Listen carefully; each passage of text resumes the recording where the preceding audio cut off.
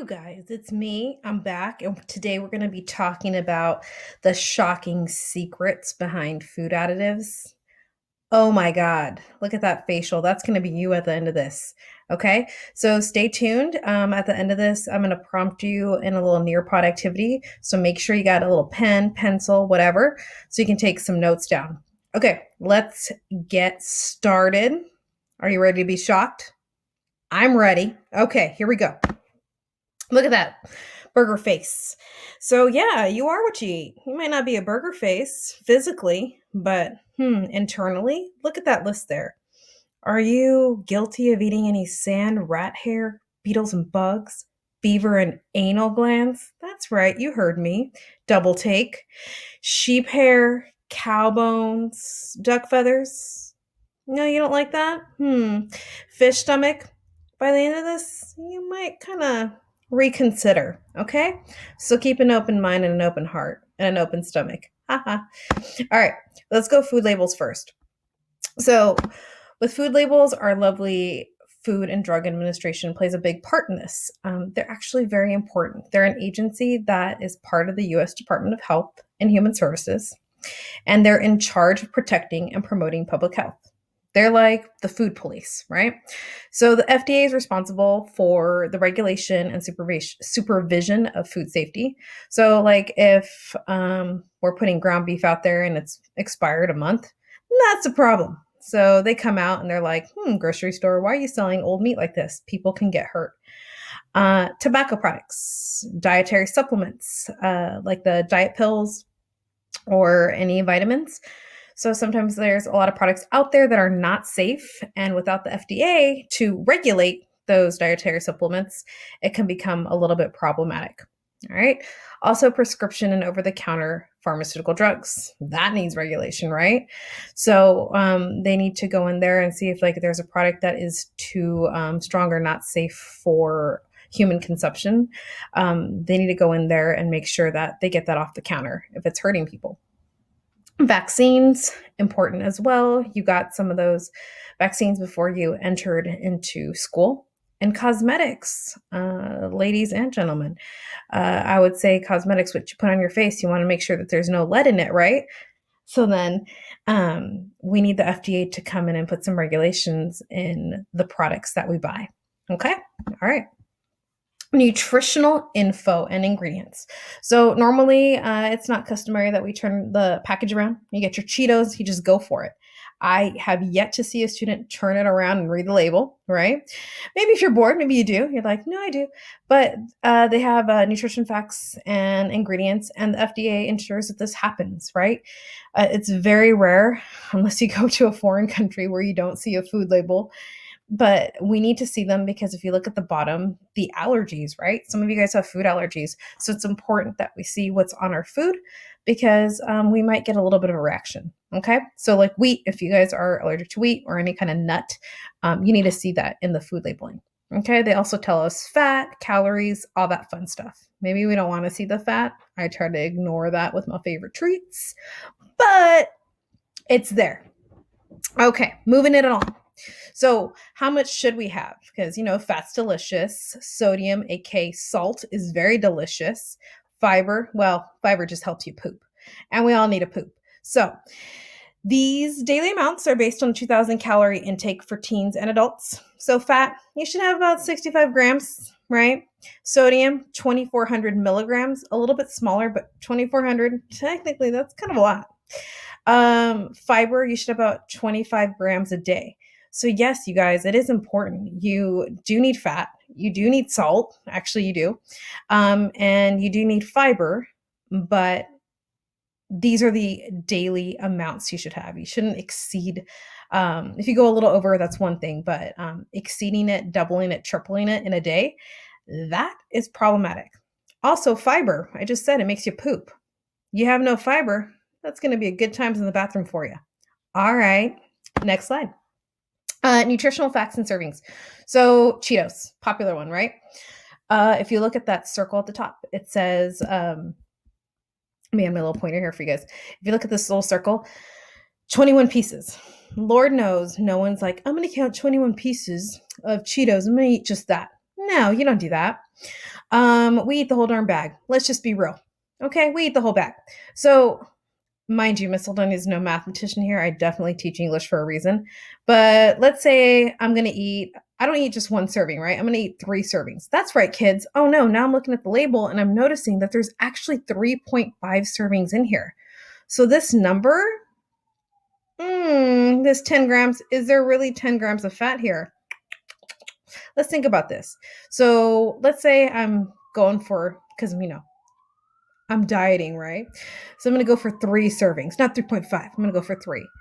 Well, 10 times 3 is 30. So now I'm consuming about 30 grams of fat. 30 grams, kiddos, in this bag of Cheetos. Yeah. And then everything else multiplies from there, right? So it's really important that we pay attention to our food labels because one serving size is 21 pieces. And like I said, we don't just count out the pieces of Cheetos. We go for the whole darn bag. So that's actually really 30 grams of fat we've just consumed. Ouch. Okay, so processed food product labels continued. This good friend Nutella, I'm pretty sure you've tried it. I love it. Had a French roommate who ate it every morning. He was obsessed with it. And, we never had a day without Nutella mornings. However, Nutella advertises that its unique taste, right? It has hazelnut spread and that it comes from a combination of roasted hazelnuts, skim milk, and a hint of cocoa. So beautiful, right? And then it says right here, over 50 hazelnuts per 13-ounce jar. No artificial colors. You better be taking notes. Contains no artificial preservatives. Oh, this is good stuff. No wonder I was having that for breakfast every morning. Mind you, this was college. Okay. But let's look closer. See these ingredients? What's that first ingredient that I'm pointing to right now? Sugar. That's right, friends. Sugar. So the number one ingredient that it has the most of is the first listed. So see how I keep circling it? So what do you think it has most of in here? You got it. I see you talking. Sorry, it's more like I hear you talking, right? It's sugar. And this next largest ingredient in here is what? Vegetable oil. And then, of course, they bold hazelnuts so that your eye just goes to the hazelnuts, right? And then they bold the skim milk, right? Because that's what they advertised. But the 2 largest ingredients are sugar and oil. Delish, delish, delish. Okay. So yeah, sugar, vegetable oil are the 2 biggies. And then it only really has, if you look at the bottom, 13% of hazelnuts and 7.4% of cocoa powder. But they advertise that they're all about hazelnuts and cocoa powder, right? That hint. So it's really interesting how they're misleading us to believe that it's really a hazelnut product because it's mainly a sugar and oil product. Okay, ketchup. You've seen this before, right?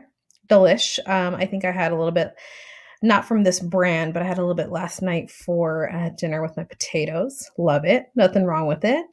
Okay. If you look at the nutrition facts, it says, serving size is about 1 tablespoon. And same thing as Nutella. Remember how I said, look at the first 2 ingredients? So it's got tomato concentrate. Okay, that's not too bad.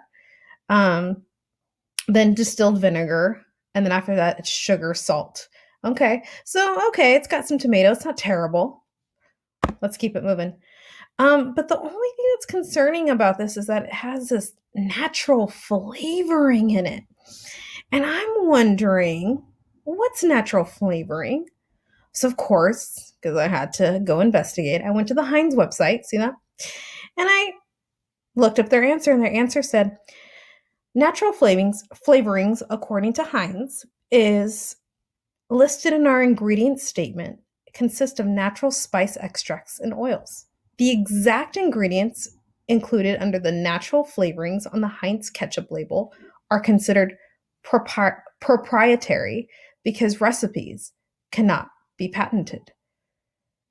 Okay, well, 1, that's not speaking English to me.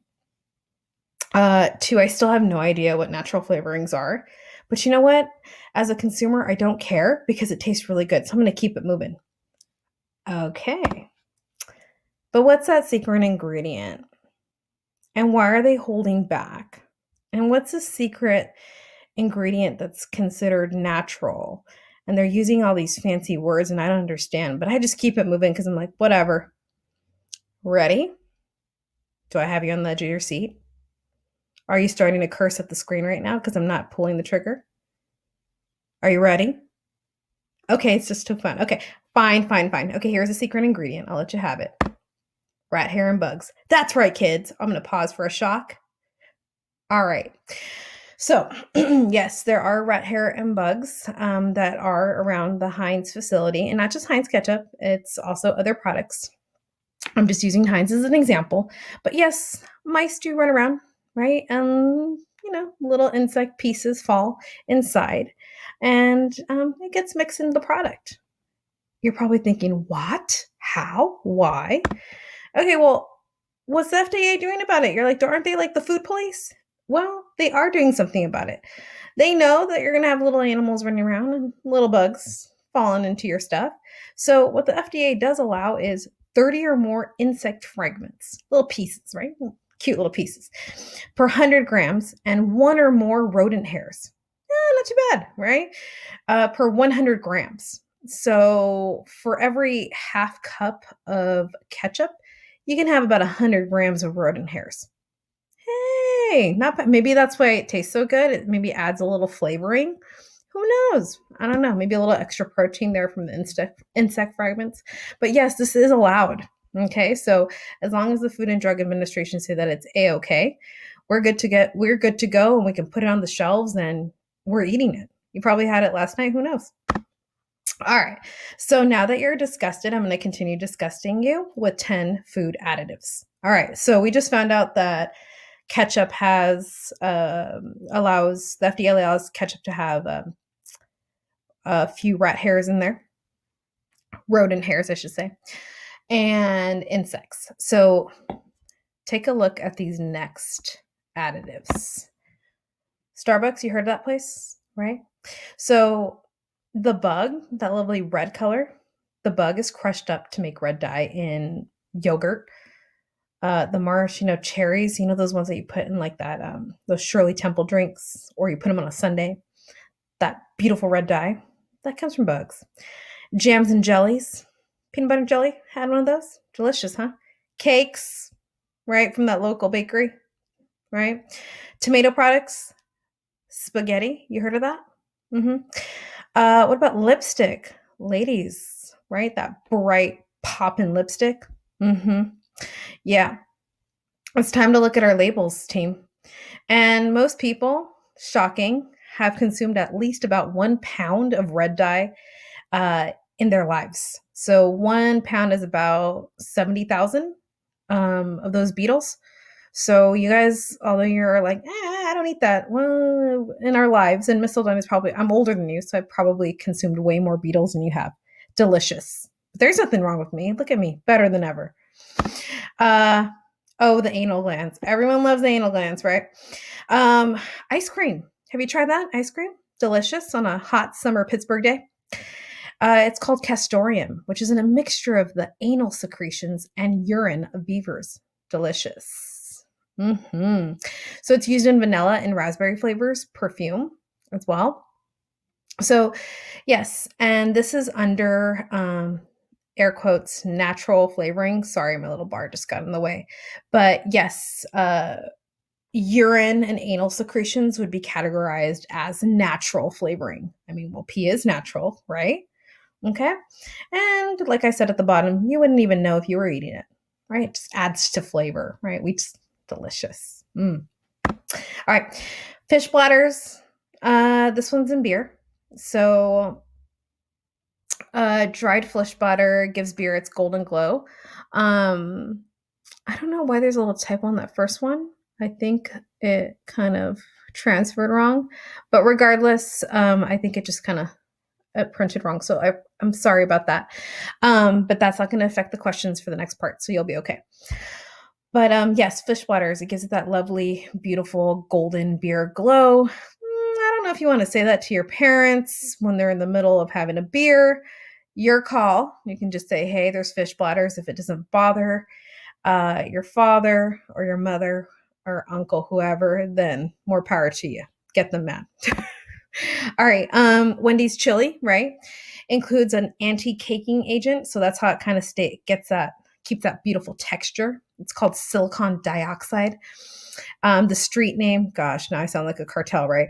The street name for it, yeah. So the street name is sand or glass powder, right? It's kind of messed up, right? That it has a street name, but yes, Wendy's, that beautiful, lovely texture, um, is done because it has a little bit of sand in it, a little of that glass powder in it, which makes it gooey and yummy on a rainy day.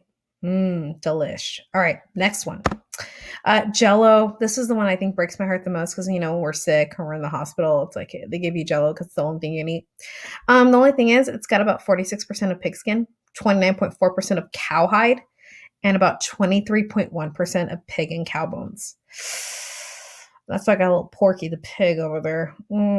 Right. So it's a little sad. But if you're into pigs, if that's your thing, then continue with the Jell-o. All right. How cute is he? Isn't he? Look at that. That's sheep. So fur secretions. That's right. Secretion. Love that word. Things that come out. So gum, right? The stuff that we find underneath desks. Maybe why we have COVID now, because people just like to take stuff out of their mouths and put it underneath desks and then we touch it all. Anyway, I digress. But lanolin is a goopy, oily secretion found in sheep's wool.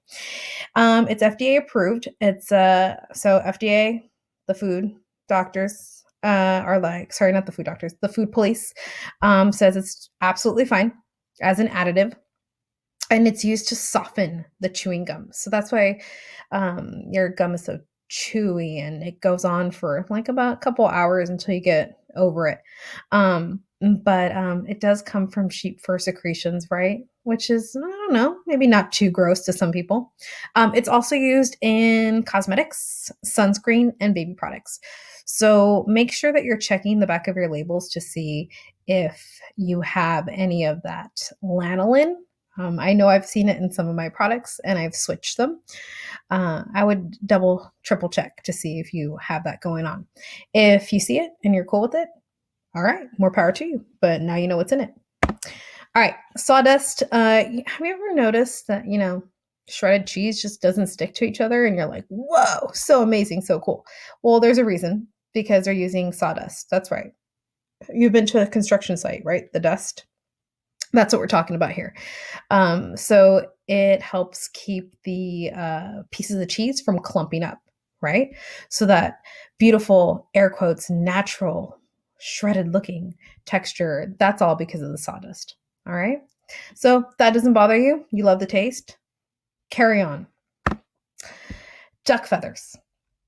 These little apple pies you sell at McDonald's. I'll be real with you. I've actually had one. It's been years, but they do have duck feathers and human hair. And the reason why they use it is it gives it that like nice little texture. I don't know why when I say that it feels like I'm advertising for using it, but if you look at it, it's that amino acid that's used in dough conditioners, which softens mass produced breads. So it does give it that flaky, soft texture that just tastes so delicious when you bite into it. Why, once again, does it sound like I'm advertising? I'm really not. But duck feathers and human hair. If you're cool with it and you're like, I love my soft, flaky texture, more power to you. Go for it. So it does have about 80% human hair and 20% duck feathers. Okay. So delicious. And cleaning products. We're all using cleaning products, but I didn't realize you guys were eating it too. Just a joke. I have seen a lot of students in class eat Pringles. But you know what? It's one of those things that I would say kills me the most because, it's a cleaning product, right? So that sodium bisulfite, it's used in that toilet bowl cleaning stuff, right? It's also used to preserve freshness and bleach discoloration in potato chips. So you know how they have that really pretty, like bland, or not bland, kind of like that whitish texture. Well, it's because of this cleaning product, right? It's given it that beautiful discolored look as you crunch away. But you know, it's bleach, right? I don't know, something to think about. You might want to you might want to switch your potato chip brand. I don't know. I know it hurts. Some of you are like, man, I love my Pringles. I know you do. I know you do. I feel for you. But just could we get another Pringle brand or another chip? Just something to think about. We'll talk about it later. You don't have to freak out about it right now. All right, we're gonna wrap up these lovely additives. So we're pretty much gonna end with this. The next segment, you're gonna be answering a couple of questions, and you're gonna be doing some drawing things, and you're gonna be also taking a poll to see how you feel about all this information, because I know I broke some people's hearts. So make sure that you stay tuned for the next part, because I will be giving you some credit for that. All right, you guys? Okay, stay tuned.